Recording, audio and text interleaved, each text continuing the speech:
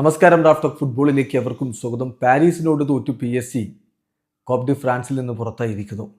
Round of 32 French കപ്പിൽ പൊട്ടി പുറത്തായതോടെ ത്രിപ്പിറ്റ് എന്നുള്ള സ്വപ്നം PSG സ്വപ്നം പൊലിഞ്ഞു പോയിരിക്കുന്നു.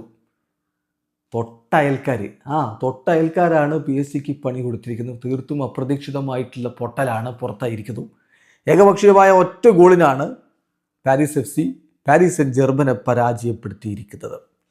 കളിയുടെ 74-ാമത്തെ മിനിറ്റിൽ ഇക്കോനെ നേടിയ ഗോളിനാണ് പാരീസ് FC അയൽവാസികളെ പരാജയപ്പെടുത്തി വിട്ടിരിക്കുന്നത്. ഇപ്പോൾ കളിയിൽ PSG മികച്ച ടീമും കൊണ്ട് തന്നെയാണ് ഇറങ്ങിയത്. ആദ്യ 11 കിച്ച കഴസ്കേലിയും ഗോൺസാലോ റാമോസും ബർക്കോളയും ഒക്കെ ചേർന്നുകൊണ്ടാണ് മുന്നേറ്റങ്ങൾ നയിച്ചത്. ഗോൾ കീപ്പറായിട്ട് ഷെവലിയർ തന്നെയായിരുന്നു. ഡിഫൻസിലും അവർക്ക് പ്രധാനപ്പെട്ട താരങ്ങളൊക്കെ ഉണ്ടായിരുന്നു. പാച്ചോയും ബെറാൽഡോയും ഒക്കെ ഉണ്ടായിരുന്നു.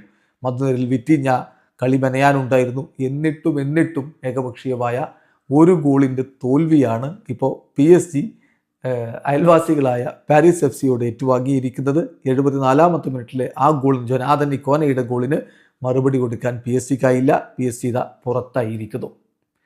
എന്നാൽ ഇപ്പോൾ ഈ സീസണിൽ PSG ഒരു പ്രകടനമൊക്കെ നോക്കുമ്പോൾ കഴിഞ്ഞ സീസണിൽ ആ പൊലിവില്ല എന്നതൊരു യാഥാർത്ഥ്യമാണ്. കാരണം ഇപ്പോൾ ലീഗ് 1 അവർ 1-ാം സ്ഥാനത്തല്ല. 17 കളിയിൽ നിന്ന് 39 പോയിന്റ് അവർ 2-ാം സ്ഥാനത്താണ്. ലെൻസ് 17 കളി 40 പോയിന്റോടെ 1-ാം സ്ഥാനത്താണ് എന്ന കാര്യം ഓർക്കുക. അപ്പോൾ ഇത്തവണ ലീഗ് 1 വന്നിട്ടുള്ള പാരീസ് FC 17 കളിയിൽ നിന്ന് 16 പോയിന്റോടെ 15-ാം സ്ഥാനത്ത് നിൽക്കുന്നു. ആ ടീമിനോടാണ് ഇപ്പോൾ പാരീസ് സെന്റ് ജർമ്മൻ പരാജയപ്പെട്ടിരിക്കുന്നത്. ഷോക്കിംഗ് റിസൾട്ട് തന്നെയാണ്. ഇത് വീഡിയോ അവസാനിക്കുന്നു.